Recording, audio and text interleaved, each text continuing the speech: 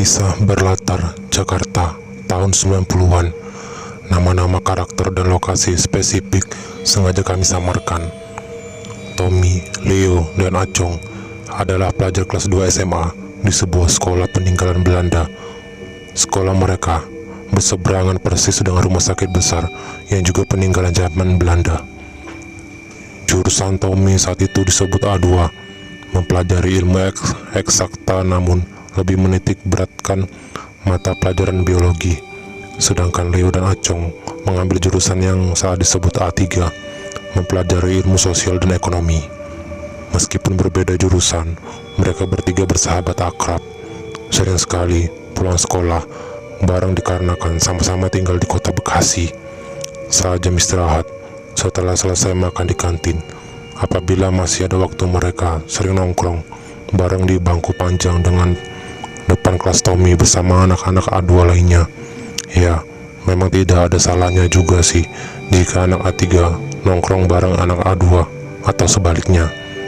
Pertimbangan utama sebenarnya banyak yang suka nongkrong depan kelas A2 Tommy adalah karena posisinya ada di belakang, dekat dengan laboratorium di sana teduh.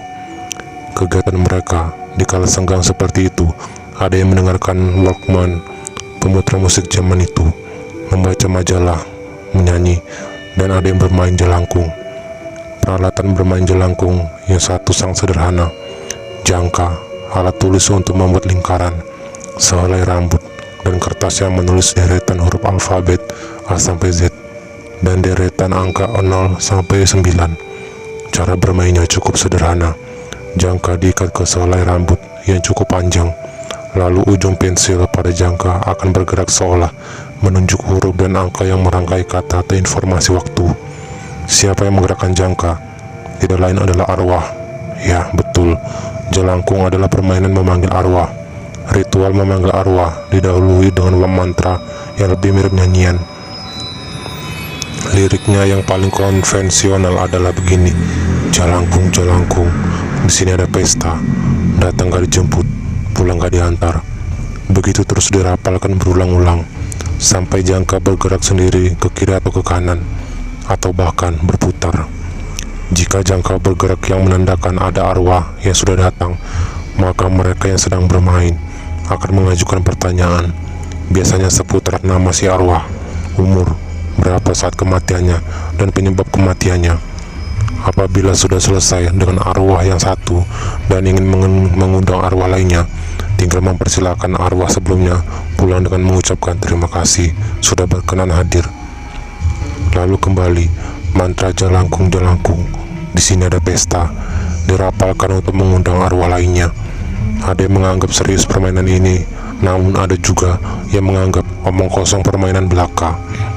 Yang menganggap serius berpikir jangka bisa bergerak adalah arwahnya yang menggerakkan dan mencoba berkomunikasi. Sedangkan yang menganggap omong kosong berpikir jangka bisa bergerak karena faktor angin atau kebetulan saja. Lalu dipersepsikan arwah sedang berkomunikasi. Tommy dan Acong termasuk yang menganggap semua itu omong kosong, tapi lumayan buat seru-seruan di kala jam istirahat. Suatu kali, beberapa teman sedang bermain jelangkung. Oh iya, teman perempuan mereka yang memegang ujung helai rambut yang diikat ke jangka.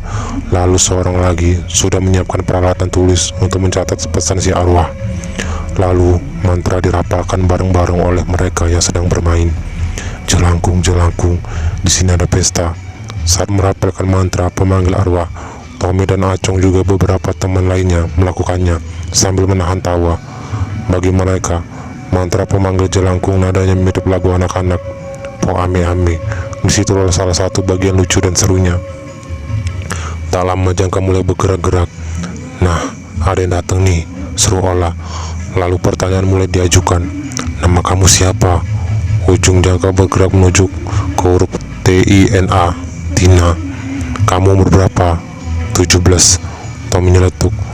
Wow, Sweet 17. Sebaya kita. Nama Tina cewek pasti. Kenalan dong. Yang lain tertawa terkekeh. Tapi beberapa pemain miminya tetap serius. Ola melanjutkan pertanyaan. Kamu kenapa meninggalnya? Jangka bergerak sakit. Sakit panu ya, celetuk Acong. Tawa kembali tergelak. Bermain jelangkung di sekolah, mereka jangka cepat sekali bergerak, yang artinya arwah cepat hadir. Ada yang berpendapat hal itu dikarenakan sekolah mereka adalah sekolah tua peninggalan Belanda, dan di seberangnya juga ada rumah tua yang beroperasi sejak zaman Belanda. Setidaknya seminggu sekali saat waktu pulang sekolah, Leo meminta kedua temannya mengantarkannya ke kantor pos, lalu mengirim surat atau kartu pos ke seorang teman perempuannya yang tinggal di Palembang. Menurut pengakuan Leo, itu sahabat penanya. Namun Tommy dan Acong sering menggodanya. Ngaku aja sih, itu bokin lo kan, kata mereka. Bokin artinya pacar.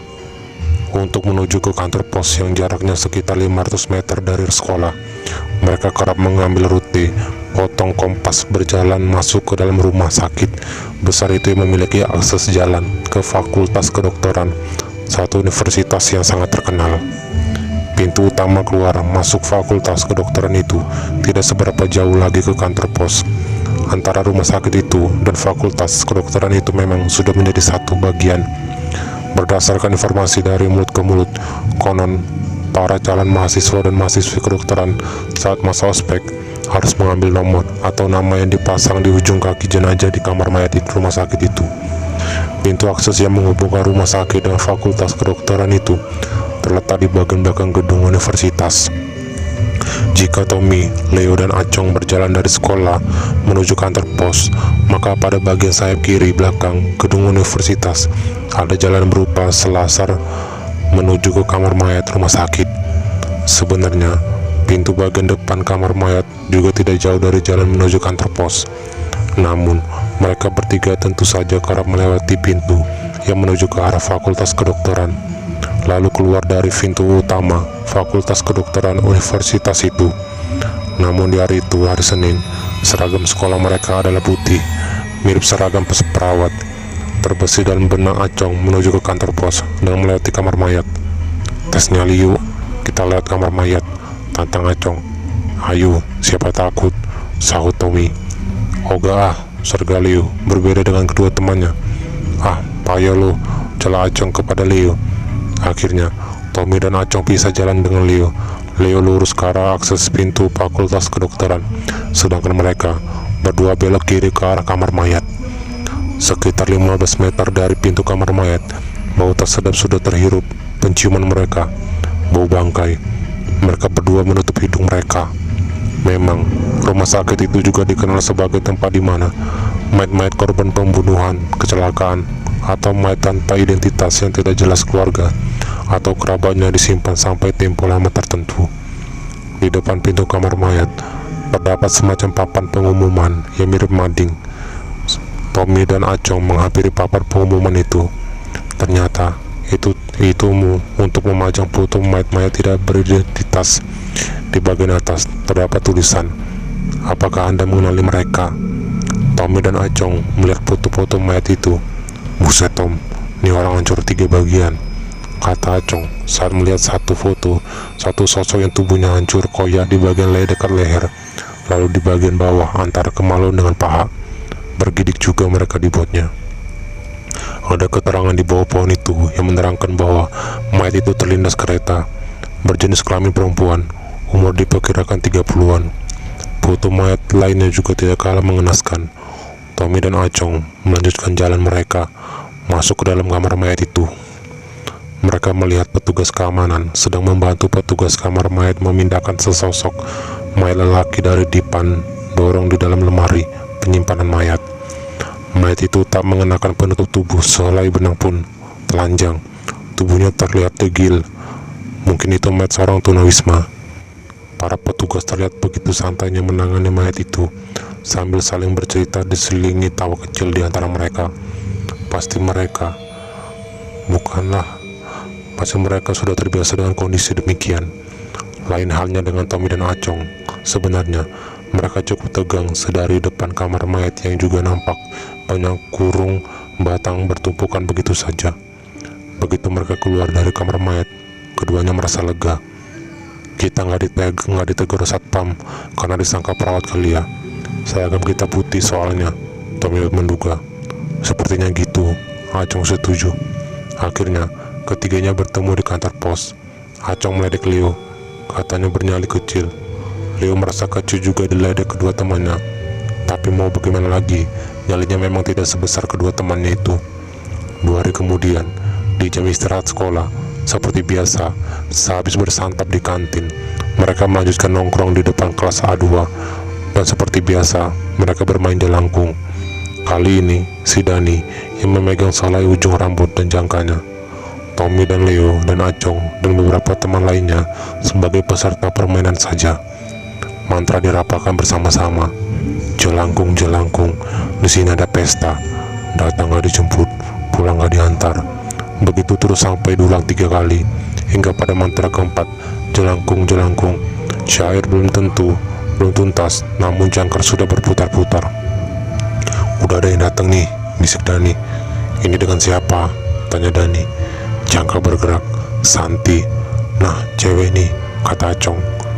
Umur kamu berapa? Jangkar bergidik. 34. Mbak, kata beberapa yang ada di situ. Kamu meninggal kenapa? Kelindes. Kelindes apa? Tanya Dani lebih lanjut. Kereta. Beberapa yang ada di sana terlihat bergidik, mungkin membayangkan bagaimana wujud korban terlindas kereta. Tiba-tiba, tanpa ditanya, Jangkar bergerak lagi. Tommy terdengar gumam. Lo kok nama lo disebut Tom? Kali ini Tommy diam, tak berkomentar. Jangkar bergerak kembali. Acong, Cong, nama lo juga disebut. Gumam yang ada di situ. Tommy dan Acong diam 1000 bahasa. Wajah mereka pucat, kening mereka mulai berkeringat. Lalu mereka saling bertatapan. Leo menegur, kenapa lo berdua